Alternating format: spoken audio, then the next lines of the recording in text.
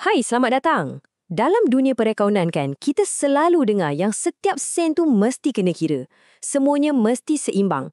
Tapi, macam mana kalau saya cakap, ada satu angka yang sangat penting sengaja tak dimasukkan dalam salah satu penyata kewangan utama?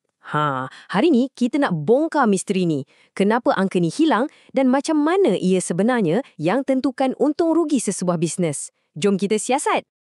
Baiklah, kita mulakan dengan imbangan duga. Anggap je imbangan duga ni macam satu senarai semak utama dalam perakaunan, tempat di mana semua debit dan kredit patutnya seimbang, sama, ngam-ngam. Ia jadi tapak untuk semua penyata kewangan yang lain. Tapi, di sinilah misterinya bermula. Ada sesuatu yang tak ada dalam senarai ni.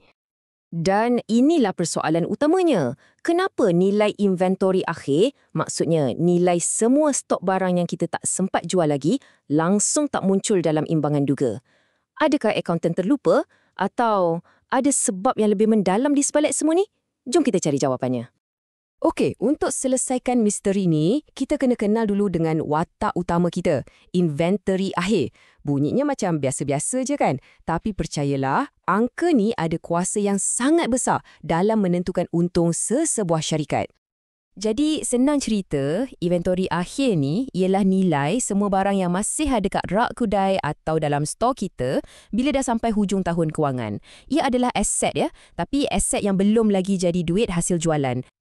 Dan untuk bagi lebih jelas, penting untuk kita bezakan ia dengan inventory awal. Fikir macam ni, inventory awal tu stok yang kita ada pada hari pertama kita buka buku akaun untuk tahun tu.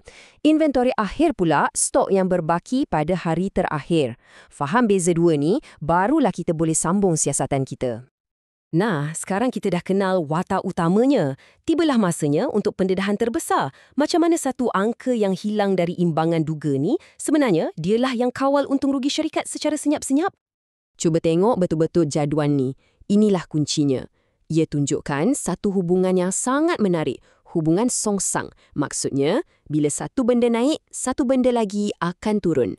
Secara spesifiknya, ia tunjukkan macam mana nilai inventory akhir kita tu memberi kesan secara langsung kepada dua lagi angka penting, kos jualan dan, yang paling utama, untung kasar syarikat. Jom kita bedah siasat jadual ni. Tengok baris yang pertama tu. Kalau inventory akhir kita tinggi, maksudnya banyak stok yang kita tak jual kan? Jadi, stok yang tak terjual tu tak dikira sebagai kos jualan untuk tempoh tu. Bila kos jualan jadi rendah, secara automatik untung kasar kita nampak tinggi. Sebaliknya, kalau inventory akhir kita rendah, maksudnya kita dah jual banyak barang. Ini buatkan kos jualan kita jadi tinggi dan untung kasar kita nampak lebih rendah. Betul-betul macam main jongkang-jongkit.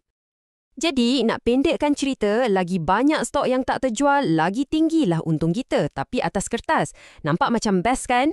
Tapi itu bukan cerita penuhnya. Dan benda yang sama berlaku sebaliknya. Bila jualan kita meletup, inventory akhir kita jadi rendah. Ironinya ini buatkan untung kasar kita nampak lebih rendah walaupun bisnes kita sebenarnya tengah maju. Pelik kan? Okey, jadi misteri dah pun terungkai. Inventory akhir tak ada dalam imbangan duga sebab ia akan digunakan kemudian untuk kira kos jualan. Tapi, kenapa semua ini penting untuk kita tahu? Terutamanya kalau kita seorang pemilik bisnes. Inilah sebabnya, ini amaran yang sangat penting. Keuntungan yang nampak tinggi disebabkan oleh inventory yang tinggi boleh jadi satu perangkap. Semua stok yang tersimpan tu sebenarnya adalah duit kita yang tersekat. Duit modal yang tak boleh kita guna untuk bayar gaji, sewa atau buat pelaburan baru. Ingat ayat ni baik-baik. Untung atas kertas tak sama dengan tunai dalam bank. Ini membawa kita kepada soalan terakhir untuk kita sama-sama renungkan. Lepas dah faham macam mana inventory akhir ni boleh mainkan angka keuntungan, adakah untung yang tinggi itu semestinya berita baik? Mungkin ya, mungkin tidak. Ia mengajar kita untuk jadi lebih bijak dan gali lebih dalam daripada sekadar melihat angka di permukaan.